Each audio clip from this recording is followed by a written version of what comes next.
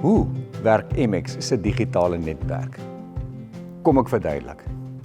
Die Romeine het lank terug reeds geweet presies hoe om grane en vee te bemark.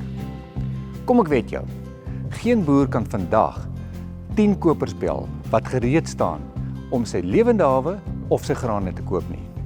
Dieselfde kan gesê word van kopers. Geen koper bel sommer nou 10 boere wat gereed is om sy produk te verkoop nie. So, ons het 'n timing probleem. Boere en kopers sukkel om by mekaar te kom op daardie presiese punt wat beide wil besigheid doen. Hoe langer die ketting tussen boere en kopers, hoe groter raak die kostes.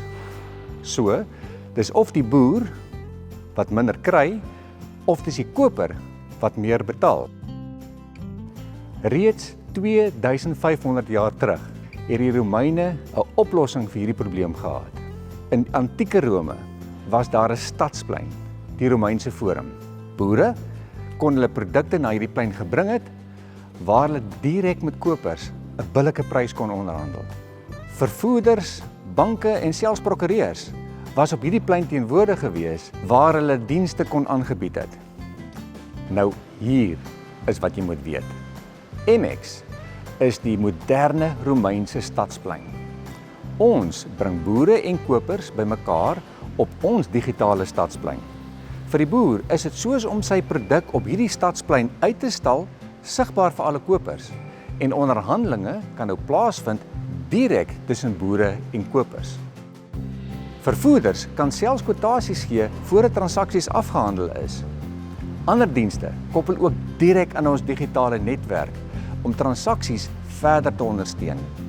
Voorbeelde hiervan is banke en veeartse. Maar selfs op die Romeinse stadsplein was baie tyd gemors. Boere en kopers het ure op hierdie plein rondbeweeg om mekaar te vind. Die oplossing was runners. Tussengangers wat namens boere en kopers op hierdie besige plein rondbeweeg het op soek na die beste transaksie. Maar 'n runner kos geld. En dit is nou presies waar ek inkom. Ek is Maxine, MX se AI-agent, jou persoonlike runner. Ek skandeer die hele mark binne sekondes en verbind boere met kopers en kry die beste vervoer. Ek werk dag en nag teen geen ekstra koste.